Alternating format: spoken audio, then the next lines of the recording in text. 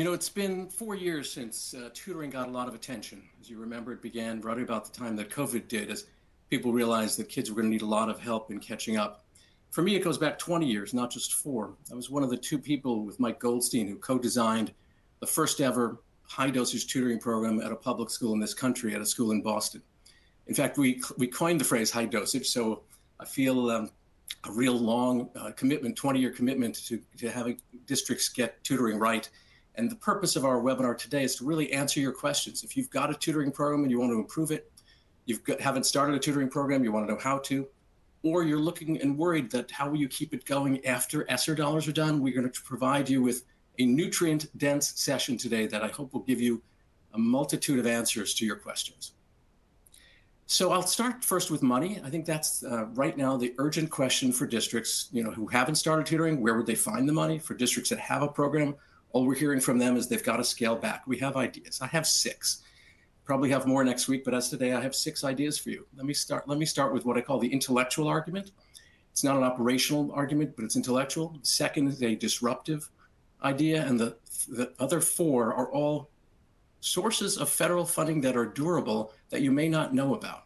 And either if you're a district, you can get these, or if you're a vendor, you could get some of these. So I'll start with the intellectual argument, which I think is pretty powerful.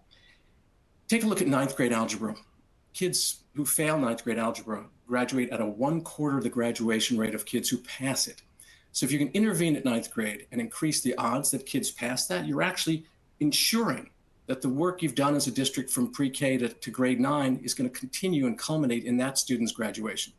So let's stipulate that schools should do everything they can to get kids over the Algebra 1 bar. The issue there is if you don't, and those kids drop out, and most kids drop out after 9th grade for academic failure, the number 1 course they fail is Algebra 1. If you can insure against that, you've got the odds of preserving 3 more years, grade 10, grade 11, and grade 12, of future per pupil dollars. Per pupil dollars in this country range from about $8,000 a year to $30,000 a year. So let's say it's $15,000 on average. You've preserved $45,000, 15 times 3.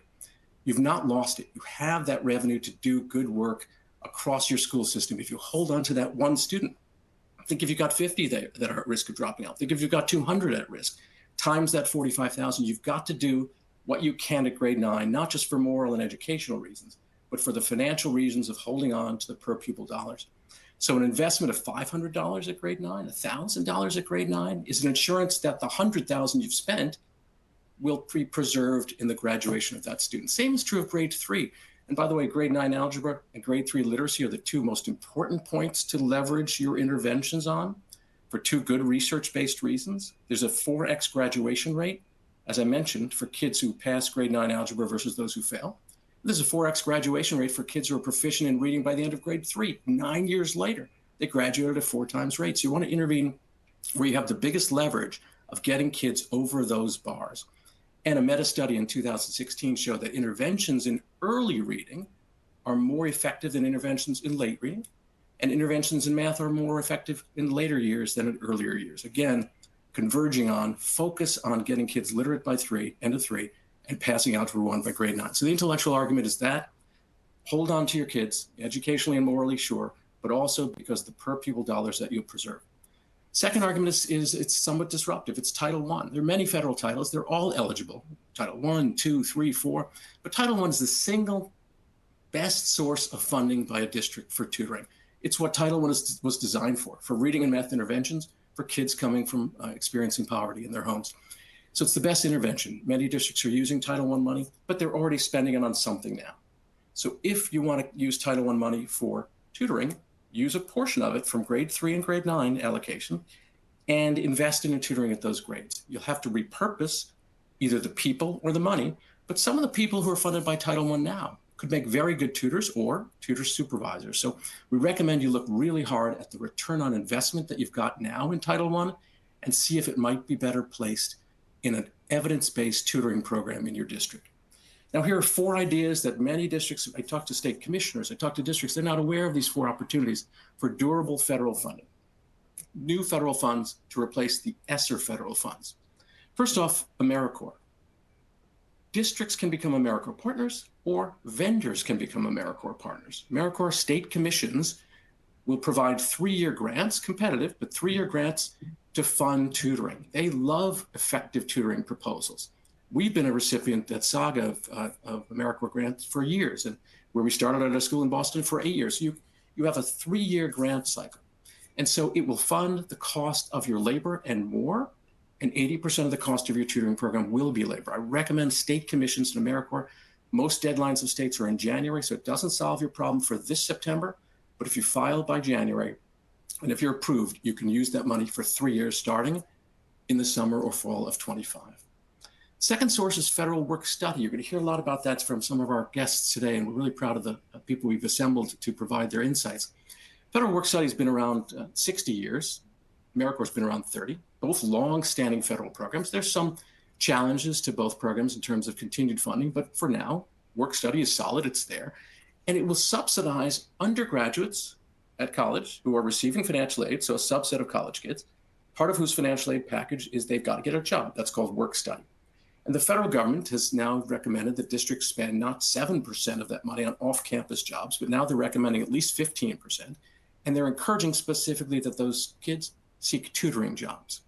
They can be in the community. They could be live online tutors supporting schools anywhere in the country. The beauty of that program is you've got an unending supply of undergraduates, and the colleges can subsidize up to 100% of the wages of those tutors. So a terrific federal funding stream, steady, reliable.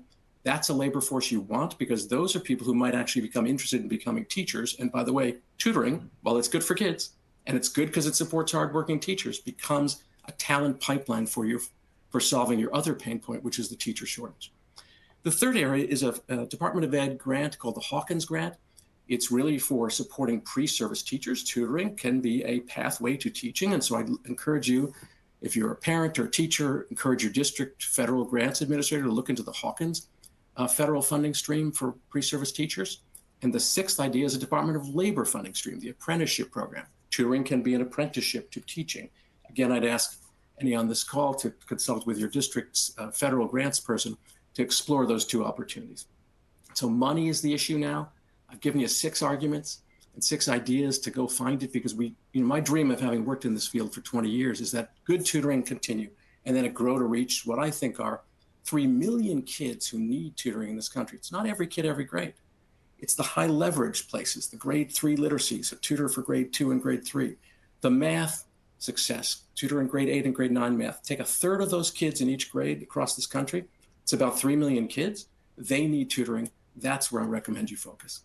Last thing I want to say is I travel around the country a lot and see a lot of good things, and I've been doing this for 20 years. I've seen a lot of good tutoring work done in Orange County, Florida, Fairfax County, Virginia, Ector County, Texas, Fulton County, Georgia, state of New Mexico. A lot of good things. What I like is what I've seen is that in a number of places, tutoring is being embedded as part of a class. That's a wonderful model because it really connects the tutors to the teachers, which is essential. It's part of the school day, which we think is part of any successful framework.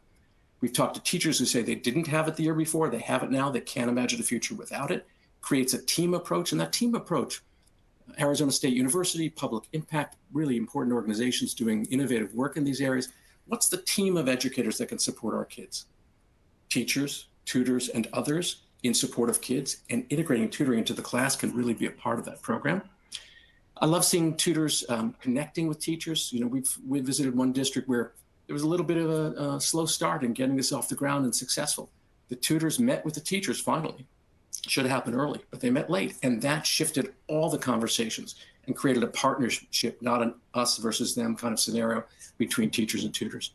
I've seen districts that are successful start slow to get big. Don't start big, start slow, pilot it, learn in your local context, and what you learn, then you'll grow a constituency that will demand it continue in the future.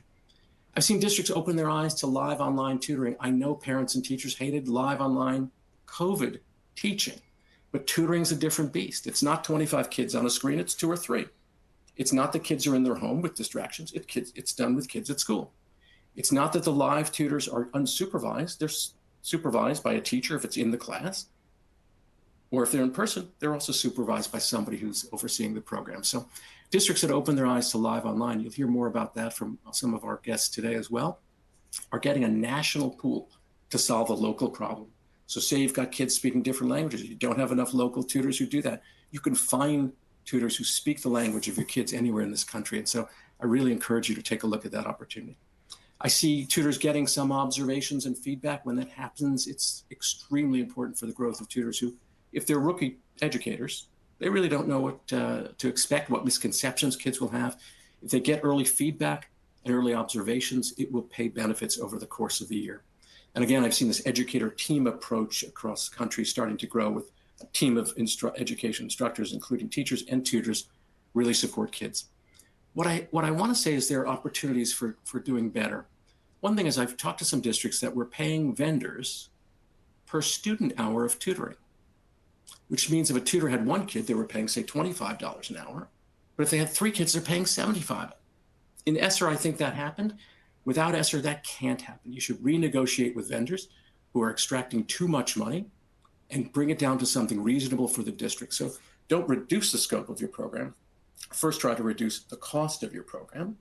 And second, try to find new outside sources to support the growth of your program.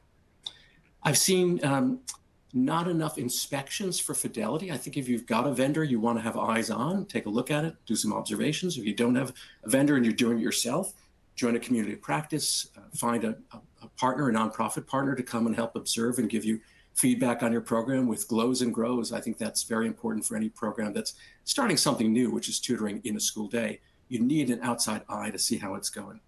The other piece I notice is that a lot of districts started with logistics first, obviously very important. Who will be the kids, where will be the room, what will be the curriculum, et cetera, et cetera. But you really want to work backwards from what's the outcome? How will you know when it's successful? Back to what are the quality inputs that you need to be in place to get that outcome? And then and only then, what are the logistics to put in place? When districts work the other way, sometimes they're not looking at the outcome. Sometimes they're not focused on the quality. They're focused on the what, but not the why. And I think that if districts can look backwards, it will be to their benefit. So hope I've given you a nutrient-rich ideas for you, as I said I would. And I'm very happy now to turn the conversation back to Mary Ellen. Thanks, Alan. I'm going to welcome our first 2 panelists, Michelle Corbakis from the New Mexico Public Education Department and Hannah Zay from Fulton County Schools. And they're going to join us in a discussion on overcoming the hurdles for scheduling, structuring, and staffing your tutoring programs. So first, welcome, both of you. Thank you for joining us today. Before we dive into the 2 questions, I'd love to turn it over to you and give you about 2 minutes each to just describe the overall tutoring program that you have in your district or your state. And so we'll start with you, Michelle, first, and then turn it over to you, Hannah. Perfect. Thank you, Mary Ellen, and it's great to be here. New Mexico started on this journey with Saga in November of 2021. We originally went direct to districts, having them partner with Saga. We soon realized that they were not taking advantage of the resource that we at the State Department were actually paying for at the time. And so we pivoted in August of 22, and we decided to start our own program from the Public Education Department and hire our own tutors and go direct to families in an after-school model for Algebra 1. We rolled that out in January of 2023. We had a great response of about 500 to 600 students that actually enrolled. However, what we quickly learned was that we were competing against many after-school programs, you know, dance and choir and different things. And so we had about 150 that consistently participated. Those 150 parents and students had nothing but great things to say about the program, had nothing but great things to say about their progress in actually getting to where they needed to be with their peers in their Algebra 1 content. So we decided that the after-school model was not the best model for New Mexico. And so we partnered with PLI and UChicago and MDRC to do some research in middle math in New Mexico, specifically targeting small and rural districts in the state. And so we now have partnered with 19 of our rural and small schools and are serving about 500 middle math students. And we are excited to see the end of this year's data. We have preliminary data that shows that our students are showing progress, but it'll be nice to actually have that data at the very end.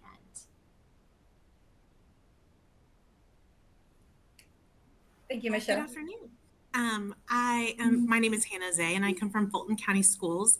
Fulton is one of the large metro districts in Atlanta, Georgia. So to give you kind of an idea of how large Fulton is, it's a little over 60 miles long from tip to tip. There are a little over 100 schools within our district. So to kind of give you a little bit of a better idea, like 59 elementaries, 19 middle schools, 18 high schools, 7 charters, and a virtual school.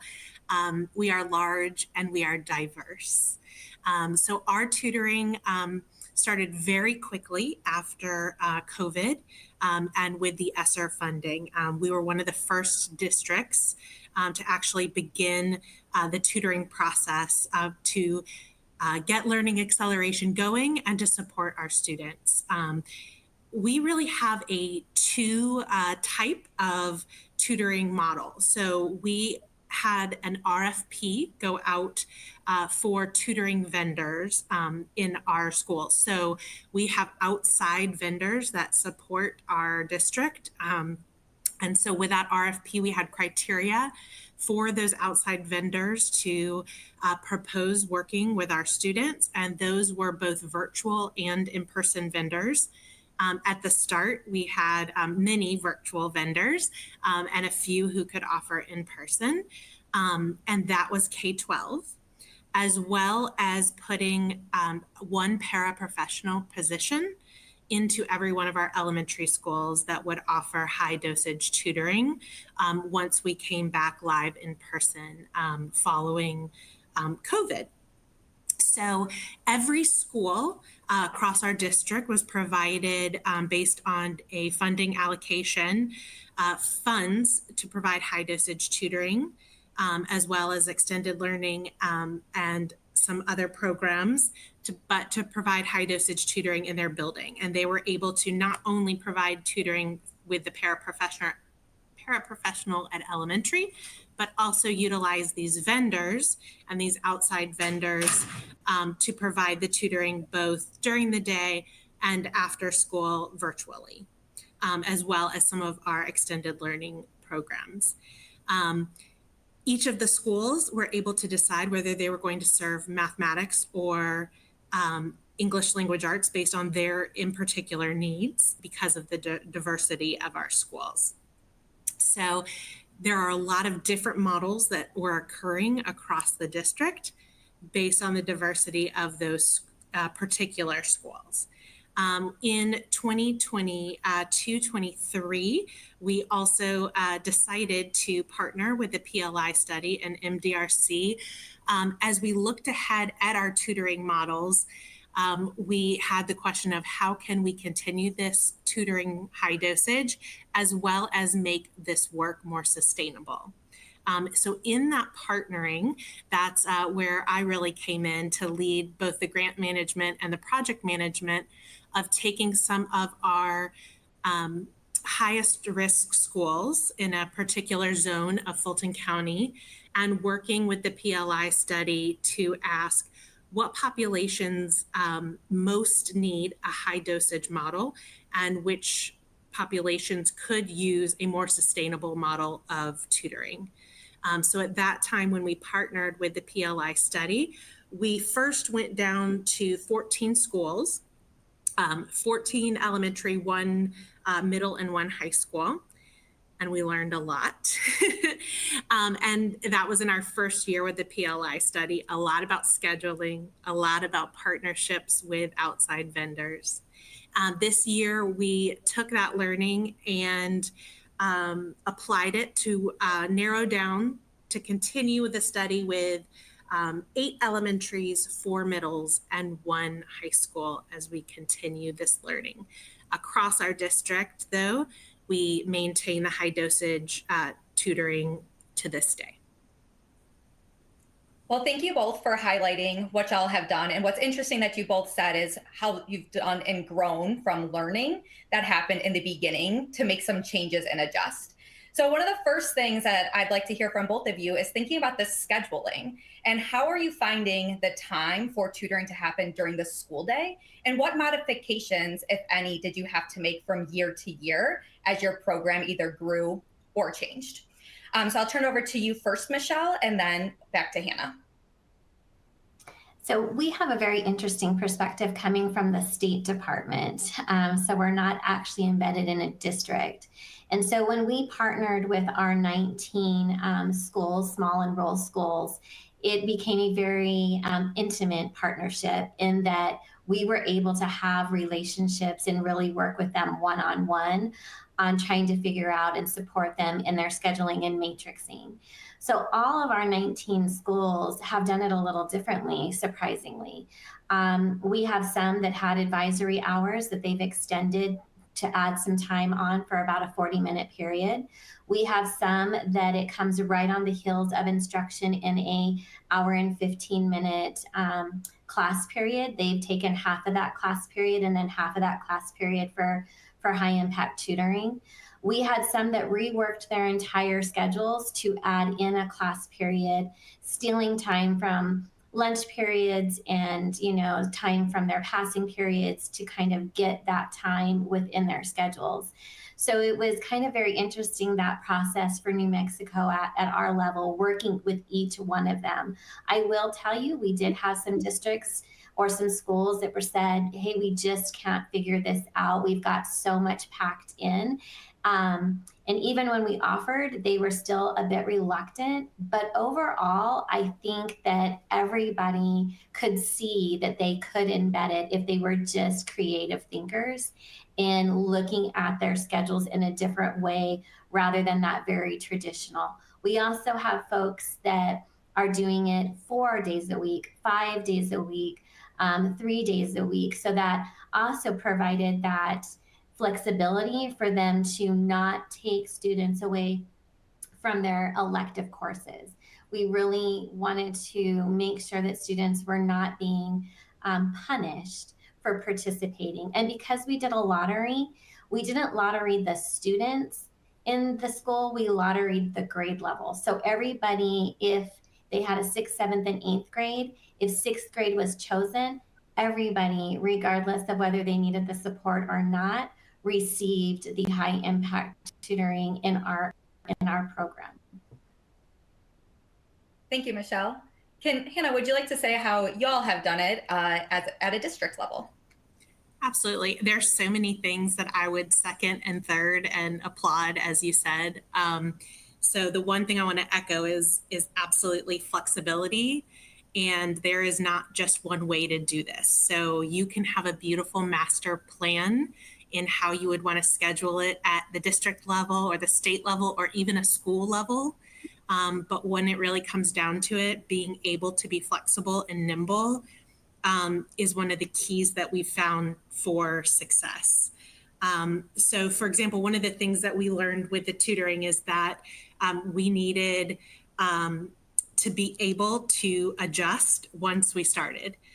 If you had that beautiful schedule in place, particularly at the elementary schedule was going to change because something in that particular zone that the zone was going to do, the zone superintendent was going to do for a power hour, it was going to change the schedule for the whole day, which was going to impact the tutor schedule. So we had to be able to be flexible. We also had to think creatively.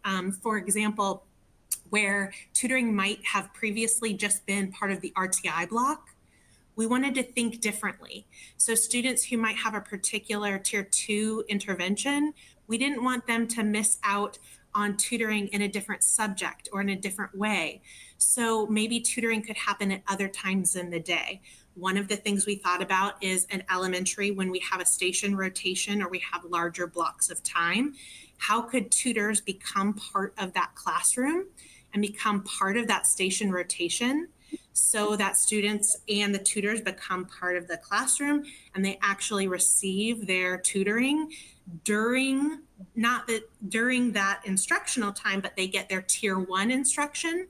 They also get their tutoring intervention and later during that tiered intervention time, they get their RTI intervention. So it was really thinking in creative different ways and being okay with the schedule not being perfect. Very much to what you were speaking about in New Mexico at the secondary level, we knew that this could not be seen socially and emotionally as a punishment. We could not take students out of connections. We could not expect high school students to leave X, Y, or Z and come to a tutoring session. They were not going to come. Expecting them to log on just because they were supposed to. So things we learned in the second year of implementation were we needed live tutors to make connections with our students and build relationships. And at the middle school and high school level, we needed it built into the regular schedule of the day rather than being a replacement or taking them out. So at the middle school level, the tutoring actually became part of their on-level mathematics course for 6th, 7th, and 8th grade. They are on a 70-minute period. So they had their regular instruction the first part of the period. And when they broke out into the independent work, the tutors were there in the classroom as part of that learning instruction.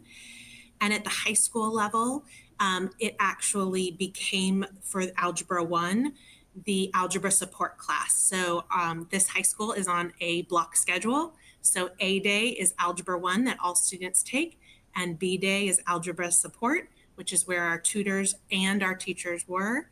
And it became how we did business for all students. And it made all the difference. Yeah, thank you both. And from what you both said, it's clear that there's not a one size fits all solution to scheduling. When you're talking about high impact tutoring, that happens, 3 times a week for a minimum of 30 minutes with a consistent tutor that is working on grade level material. You really have to be creative and work with the schools to see what works for them in order to make sure that the tutoring fits in to their schedules. And the last piece, as we're thinking about, some of the main pain points, is really around staffing and hiring. So you both run and operate, 2 different types of tutoring programs. So if you could tell us how you went about this staffing and what you've learned, again, year over year, in terms of gathering the tutors in order to implement your high impact tutoring. And so this time, actually, we can start with you, Hannah, first, and then turn it over to Michelle. Sure. So with this twofold approach, there are strengths and weaknesses with both parts. So having the paraprofessionals in the elementary school is a huge gift because often our elementaries pick a paraprofessional that they know that's in the building, that they kind of pick out as, wow, this is the type of instructional para that would be great for tutoring. And then they kind of work their magic and become that instructional paraprofessional that targets these high impact tutoring groups. And that's been wonderful. What we learned about that is it has to be very protected because paraprofessionals are often pulled when there is someone absent, when there's an emergency, when you need car duty, when you need all of those things. They're also often not quick to replace when somebody gets promoted, when they leave, that type of piece. We also have to look at funding now that CARES and ESSER funds are no longer, how we'll continue to maintain and if we'll be able to maintain that position.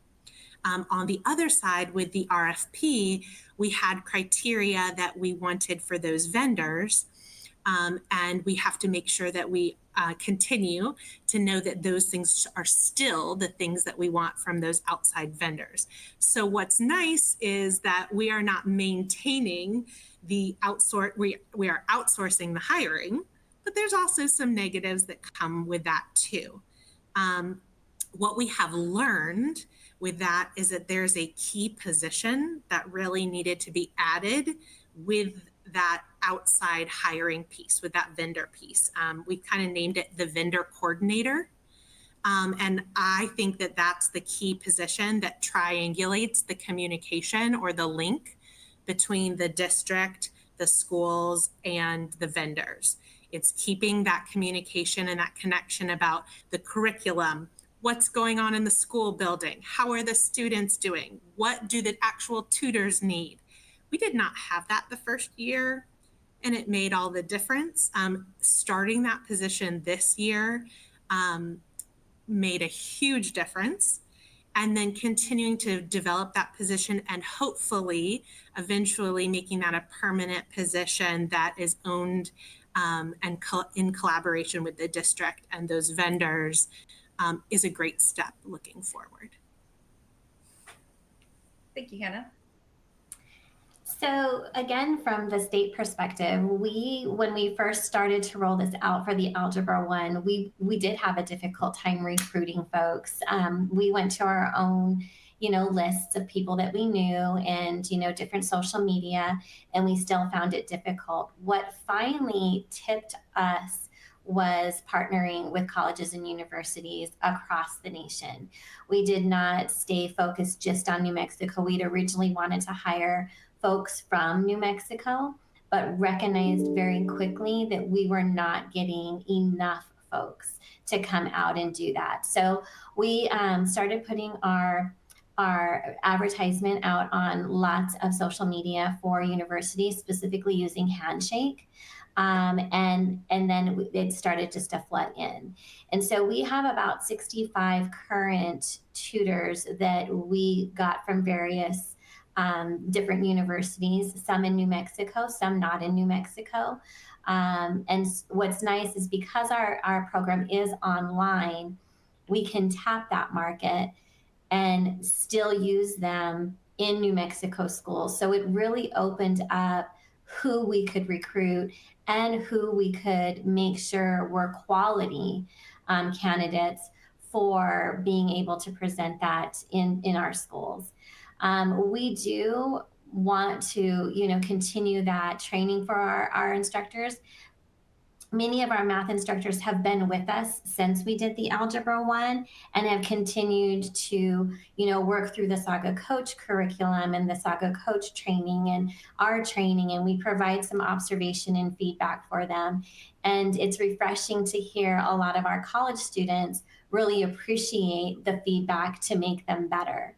We also have encouraged our tutors to plan and prepare together lessons so they have that dynamic and that communication and that synergy of learning from one another that makes them better tutors.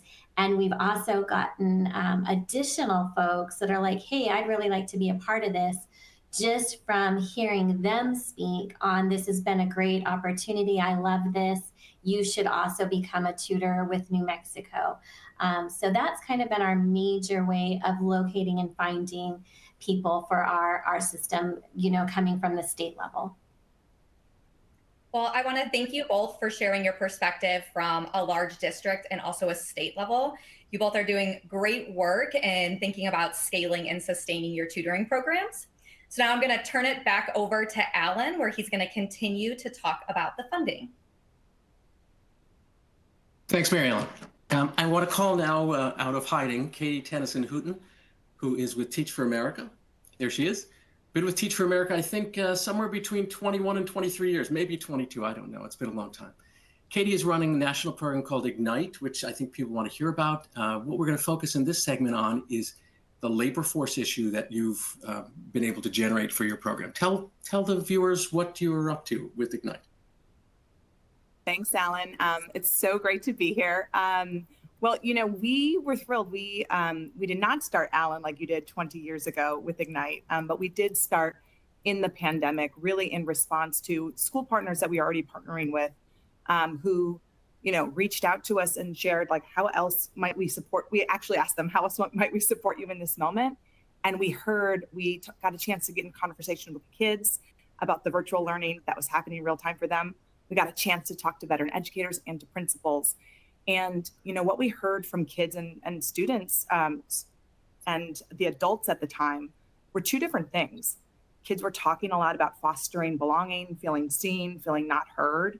And the adults were talking a lot about learning loss. And so which is obvious, right?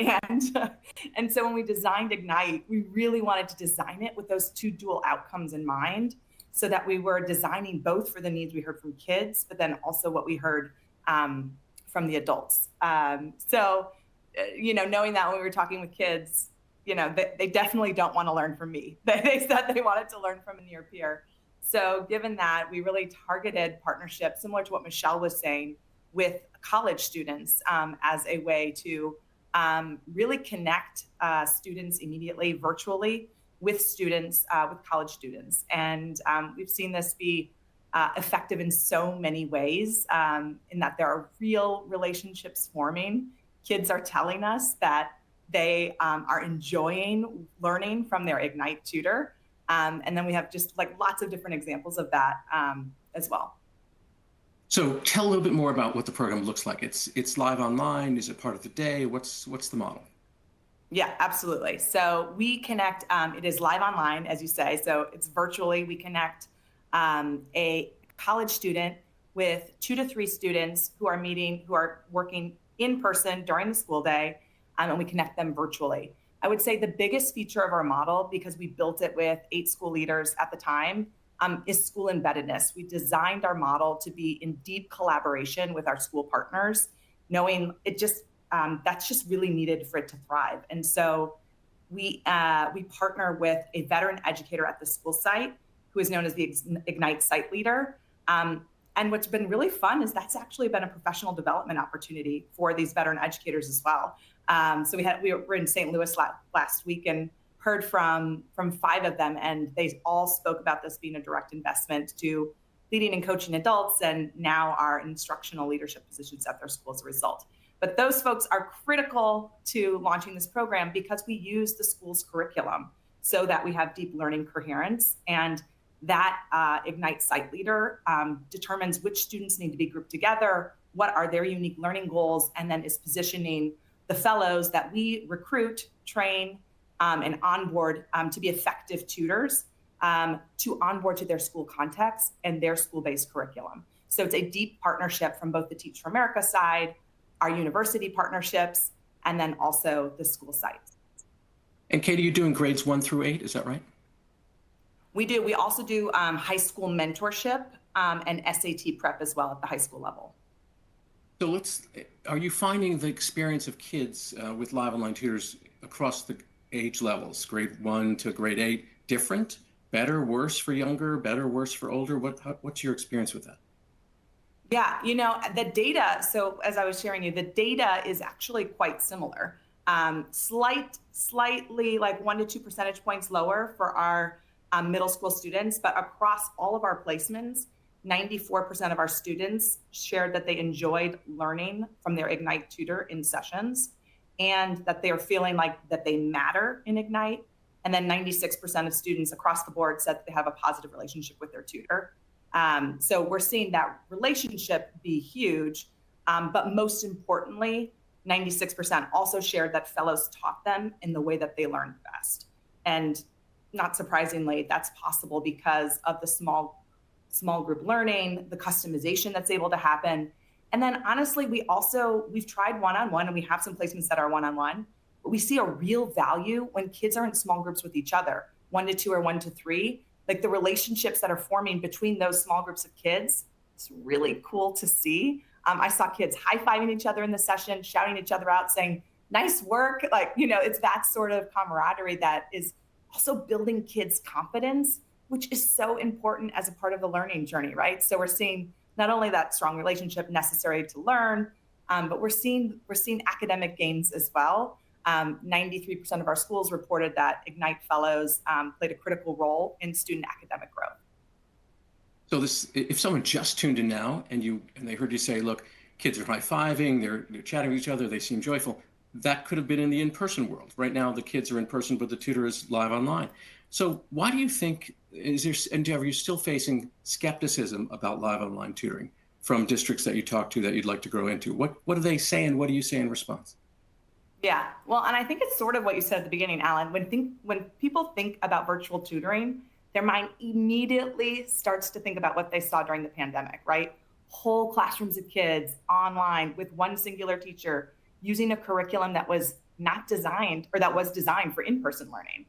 And so that is not what virtual high impact tutoring is. It is different in literally every way. And we have so much evidence that it's effective, not only from what we're seeing from kids and what we're hearing from kids, from the real relationships being formed, the high-fiving with the tutor on the screen that I got to see in Baton Rouge. But like we're seeing that also just in the real amount of students that we're able to create customized instruction for. So obviously, when we're thinking about virtual learning, we're using a curriculum that the school is using. So it's already accelerating what schools are working on with kids.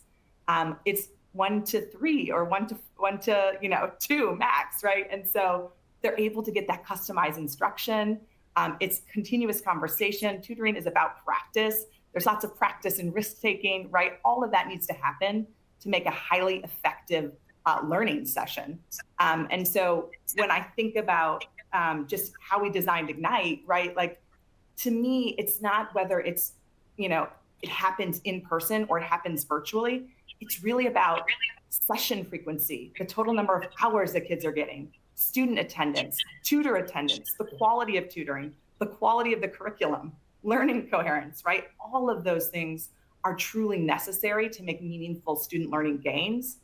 And each of those are research-based elements that are present in our model, right? And are present in lots of virtual online models, right? Dosage, frequency, high quality curriculum. And that's when those things are happening, you see student learning accelerating, and it's working, right? And so even when I think about how we designed Ignite to be a multiplier of an effective educator's leadership, right? This is like you take one amazing teacher, and now instead of working with one small group of 3, their leadership is directing, 12 different fellows, each working with 3 kids, right? So you could get 36 in the same amount of time that you used to get 3. And we literally I just heard a principal in St. Louis last week speak to that effect, and the real gains that they saw were the same amount of growth when the interventionist was just working with a singular small group.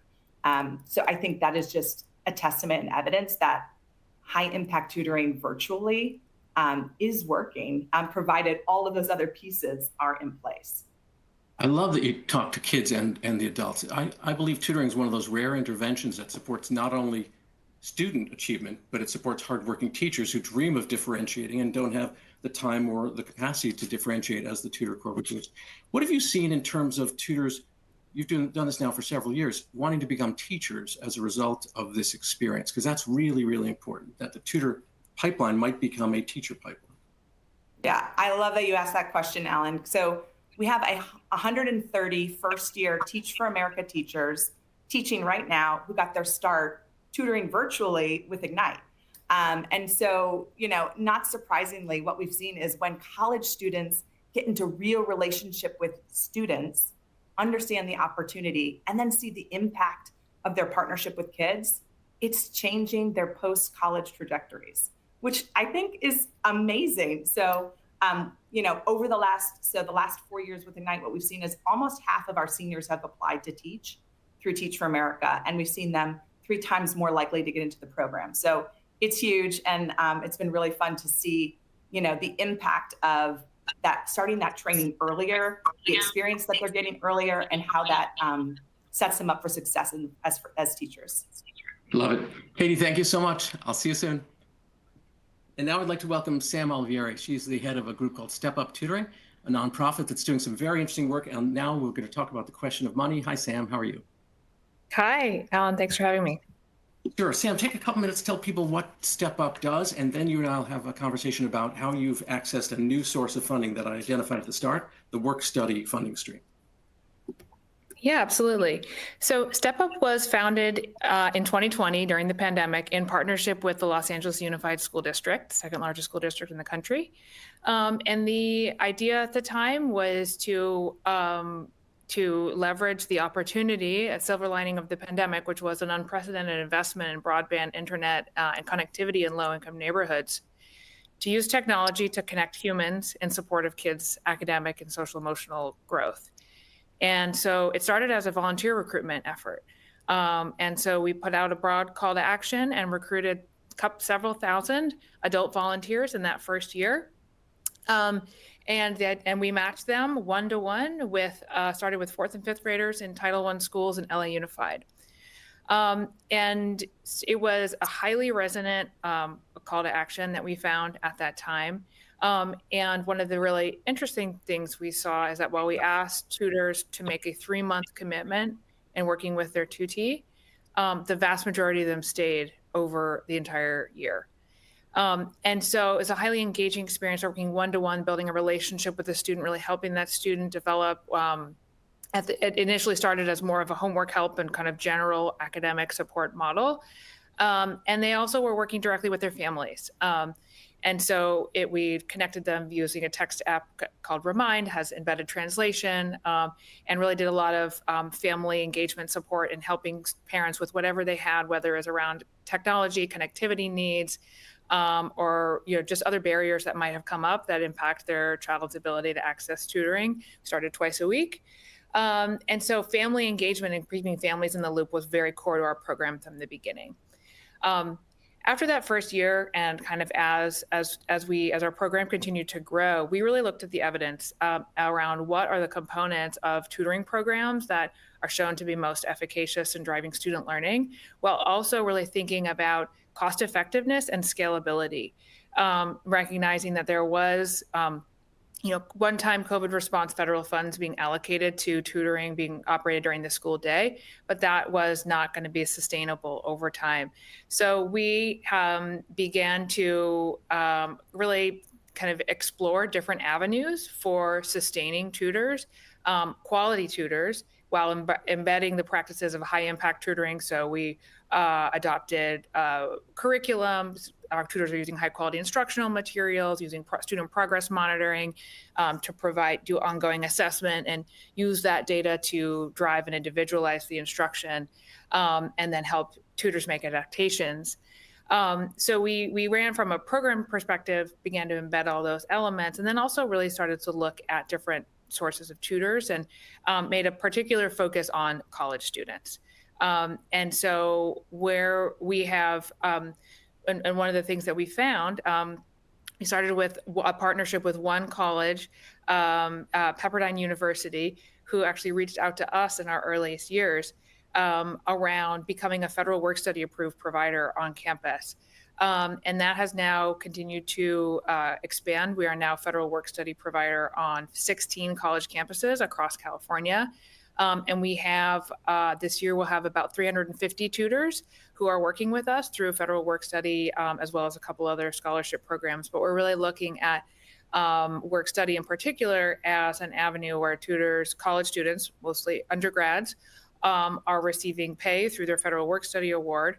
But they're, as opposed to, say, stocking shelves at the school library, which is what I did when I was in college, they're actually working one-on-one with multiple students. They're tutoring during the morning, afternoon, or evening, and they're gaining skills and really relevant experience that we're seeing is not just providing value to the students that they're working with, but to themselves as well.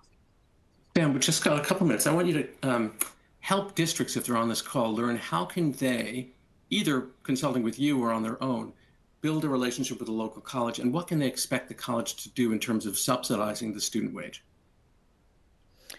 So the federal work study is an incredible opportunity to leverage for tutoring for a couple of reasons. One is that it qualifies for 100% coverage under America Learns or America Counts or America Reads, depending on a math or literacy program.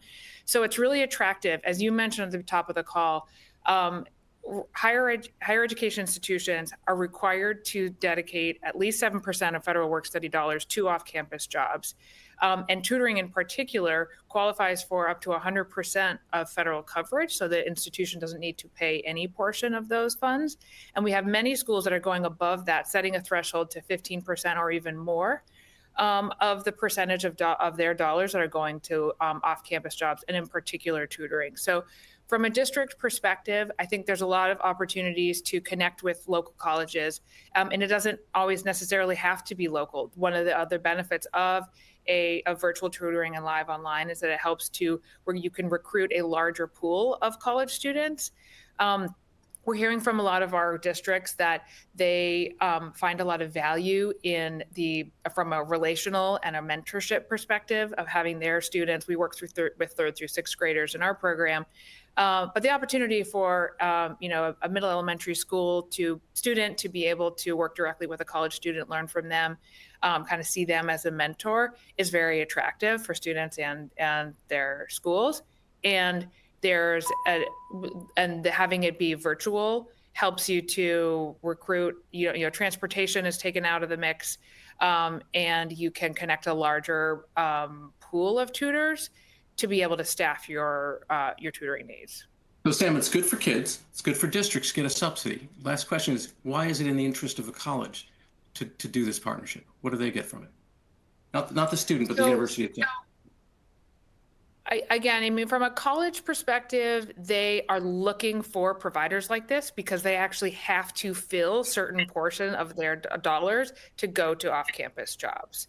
And we often hear from colleges that there aren't enough providers that actually that will take work study students and offer a job that is aligned to what college students need.